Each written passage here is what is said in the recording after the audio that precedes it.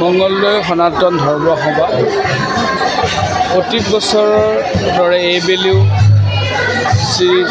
শ্ৰীকৃষ্ণ ৰাস উৎসৱ আয়োজন কৰা হৈছে। দেখিছে আপোনালোকে যথেষ্ট ভক্তিপ্ৰাণ ৰাইজ ইয়াত সমাগত হৈছে। সুন্দৰ পৰিৱেশ, আধ্যাত্মিকতাৰ লগতে এটা উৎসৱমুখৰ পৰিৱেশ বিৰাজ কৰিবলৈ সক্ষম হৈছে। আৰু মংগলদৈ সনাতন ধৰ্ম সভাই সঁচাকৈ বৰ পৰিপাটিকৈ এই ৰাসখন উদযাপন কৰি আহিছে।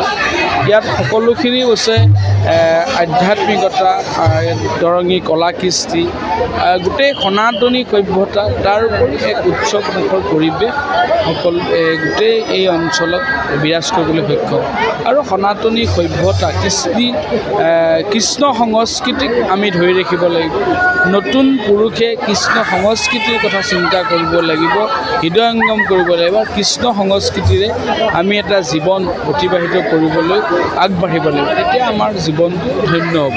আৰু এই কৃষ্ণ সংস্কৃতিৰ কথা উপলব্ধি কৰিব লাগিব। এই ৰাস অকল যেন আপুনি এটা উৎসৱমুখৰ পৰিৱেশ, তাৰ লগত আধ্যাত্মিকতাও যেন ইয়াত সকলো কথাখিনি জড়িত হৈ আছে, এইটোৱে আমাৰ আটাইতকৈ প্ৰয়োজন।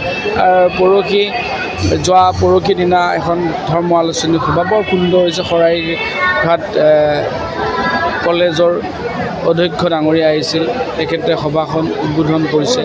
আৰু নিৰ্দিষ্ট আলোচক হিচাপে ৰিজু পাঠক ডাঙৰীয়া আহিছিল। তেখেতে ইমান সুন্দৰ ৰাসৰ ওপৰত, ভাগৱতৰ দশম স্কন্ধৰ ওপৰত ইমান ধুনীয়াকৈ বিস্তৃত বৰ্ণনা কৰিছে। ৰাসৰ যিটো তাৎপৰ্য, ৰাসৰ যিটো কৃষ্ণ সংস্কৃতিৰ ওপৰত বৰ ধুনীয়াকৈ কৈছে, যে আধ্যাত্মিকতা, সেই কথাখিনি তেওঁ বৰ সুন্দৰকৈ বিশ্লেষণ কৰিছে।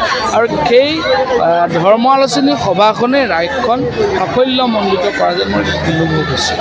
ময়ূৰ বৰা ডাঙৰীয়া বৰ সুন্দৰ কথা কৈছে। মানুহ যথেষ্টখিনি, আৰু নহয়, তেওঁ যিখিনি বক্তব্য দিছে কম সময়ৰ ভিতৰতে যথেষ্ট মানুহ আপ্লুত হৈছে। আৰু এই ৰাসে ক'লোৱে নহয়, কৃষ্ণ সংস্কৃতিৰ প্ৰতি মানুহ ধাৱমানিত হৈছে আৰু যথেষ্টখিনি আধ্যাত্মিকতালৈ মানুহ ৰূপান্তৰ হৈছে। আৰু এই কাৰণেই আচলতে এই ধৰণৰ অনুষ্ঠানবিলাক আমি আয়োজন কৰি থাকিব লাগিব, অনুষ্ঠানবিলাক পাতি থাকিব লাগিব।